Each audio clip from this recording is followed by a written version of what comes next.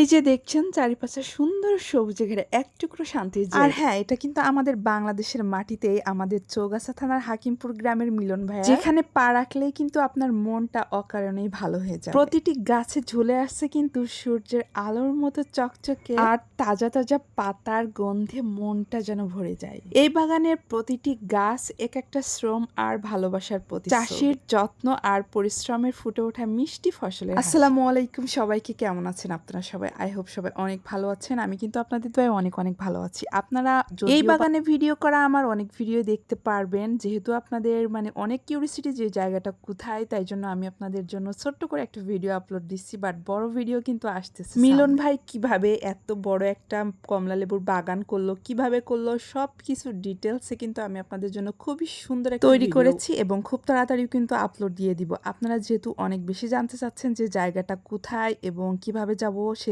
আপনাদের জন্য আমি এই ছোট্ট ভিডিওটা করলাম। এই সুন্দর স্বর্গীয় জায়গাটি হচ্ছে আমাদের যশোর জেলার চৌগাছা থানার হাকিমপুর বাজারের একদমই কাছে। যে কাউকে আপনি যদি বলেন হাকিমপুর বাজারে গিয়ে মিলন কমলা লেবু বাগানে যাব, যে কেউ আপনাকে কিন্তু এই সুন্দর জায়গাটার সন্ধান দিয়ে দিবে। মাত্র 2টা বছর যত্ন করে কিন্তু গড়ে তোলা এই গাছগুলাতে ফল আসছে এত বেশি পরিমাণ। যখন শীতকাল আসে তখনই কিন্তু শুরু হয় কমলার মৌসুম। বাগান জুড়ে যেন সোনালী উৎসব, তাই না? প্রতিটা গাছে ঝুলে থাকা কমলা এক একটা আনন্দের প্রতীক। আর কৃষকের মুখে এত বেশি হাসি ফুটেছিল আপনাদের বলে বোঝানো যাবে না। সবই যেন পরিশ্রমের ফলে। কমলা লেবুগুলো এত বেশি সুস্বাদু ছিল, একদমই রিফ্রেশিং, একদমই অনেক বেশি পিওর ছিল লেবু। আমরা তো যাওয়ার পরে ভাই বললো আপনাদের যত ইচ্ছা খান, এবং আসার সময় কিন্তু আমাদের অনেক পরিমাণে ভাইয়া লেবুও দিয়েছে। আর এই কমলা লেবু ফল কিন্তু শুধু সুস্বাদুই নয়, ভিটামিন সি এর ভান্ডার, যা আমাদের শরীরকে রাখে সতেজ ও রোগ, যেটা আমাদের শীতকালে অনেক বেশি উপকার রোগমুক্ত করার জন্য, আমাদের শরীরকে সবসময় সুস্থ রাখার জন্য। আর